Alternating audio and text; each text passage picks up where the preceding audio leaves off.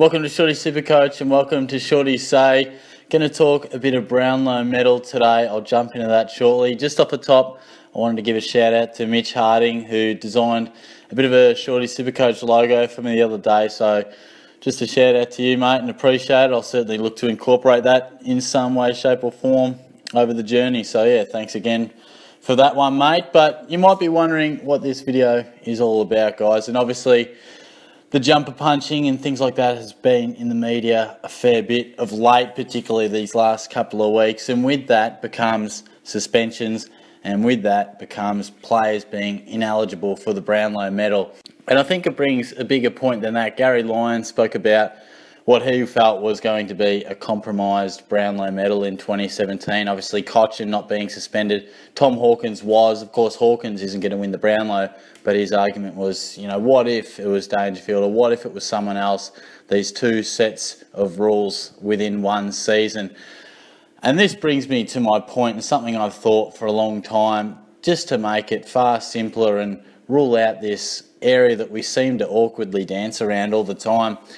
Just remove and scrap the ineligibility from the Brownlow Medal. There's no need for it to be relevant anymore, and I'll discuss that now. Of course, the Brownlow Medal is awarded to the fairest and best player. That is the terminology, fairest and best.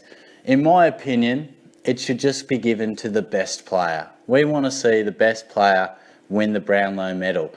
When Fife was ineligible and leading it, when Pritis eventually won, we were all crossing our fingers and praying that Fifey didn't win it. We'd have another awkward scenario, which we all felt bad about, but still lived back in the 60s with the rules that were written way before then. There's no need for it. We need to bring it to the modern century. And the reason being is fairest and best.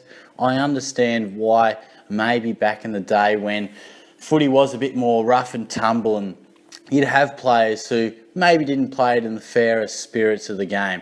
Maybe hits behind play that didn't get seen, or something off the ball that they'd often get away with, or things like that. Of course, nowadays, with media scrutiny, cameras absolutely everywhere, you don't get away with anything. And I think you are absolutely suspended if you do something wrong. Not to mention, the game is so much cleaner than it was 30 years ago, 20 years ago, certainly the last decade or so. It's been in very good shape. No longer is there an element to the best individual award in our game and the most prestigious. There's no longer an element of fairness in there. There doesn't need to be there. I think it should just absolutely go to the best player. We saw Corey McKernan lose when he was the most votes given to him, but he did have, of course, that suspension. Same with Chris Grant. I think it was to Robert Harvey. You know, of course, Grant was ineligible.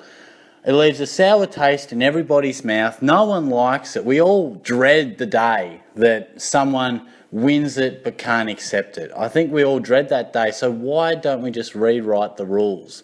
I think obviously years and years ago, it was fair enough that, look, there might have been things that maybe it was a bit more of a relevant topic to play, not just well, but fair. I think nowadays we're well beyond that, and we just want to see the best player win the award. The disadvantage of being suspended, sure, stay eligible, I should say. The disadvantage is by missing games. If you miss 3 weeks, then there's 9 votes you can't get. I think that's a bigger disadvantage. I mean, that's, well, not bigger than being ineligible, but a big enough disadvantage. Obviously, you can't get votes in those games. It also interrupts your season. But I'm really strong on this one. I don't see any need for it. No one wants to see a guy get into that situation again, and he's left sitting in his seat when the second best player, deemed by the umpires, gets up and takes what should be his. Obviously, I'm discussing this because cracking down on these jumper punches is perhaps going to mean that a 1-week suspension becomes a little more common for little things like that. We want to rule out these punching incidents, which I understand. We want to rule it down to our local community kids and set the right example. I understand that. I had a video about this a couple of weeks ago.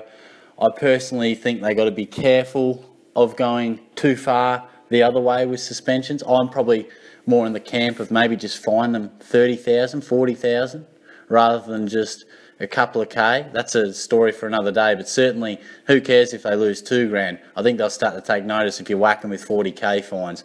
Nonetheless, I think these 1 week bans and for minimal things like that are going to start to creep in more and more.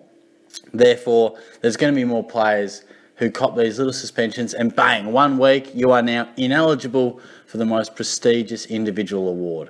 I think it would just be an absolute injustice if Rory Sloane, you know, a quick second sort of reaction, sticks his foot out, slightly trips a bloke, and he immediately apologises. He knows he's done wrong, or just goes to sort of give a bloke a bit of a tap on the shoulder and accidentally scrapes his chin, but they deem it to be intentional and all that, and he cops a week.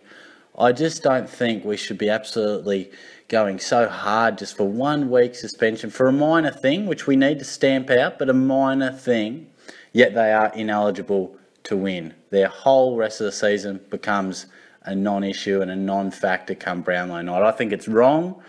Your disadvantage is by missing the games. You have less games to poll in, and I just think we're beyond fairest and best. It's just a bit silly these days. I think everyone plays the game in a very fair spirit.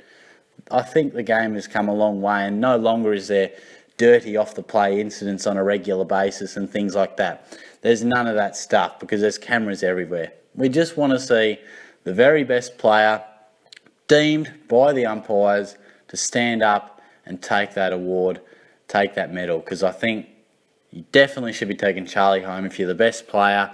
If you played 21 games and polled 34 votes, you miss 1 game with suspension. I think that's an extremely harsh and unfair penalty to really just take the medal straight off him. So I don't think it's fair, but let me know your thoughts on that topic. It will be interesting to see how much traction this gets because it is a bit of a different sort of angle. I don't hear many people talk about this.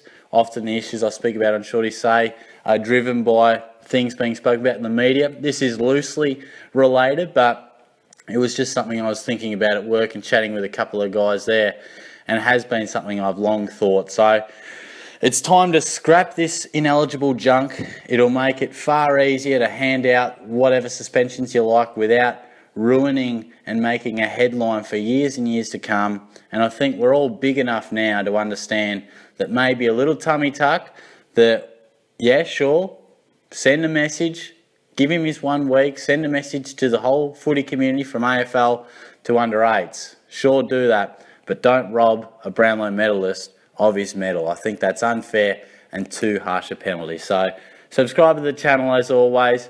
Be interested to hear your thoughts. Give it a like, and I'll be back soon to preview the second week of the buys and talk a bit more Supercoach later in the week. Thanks, guys.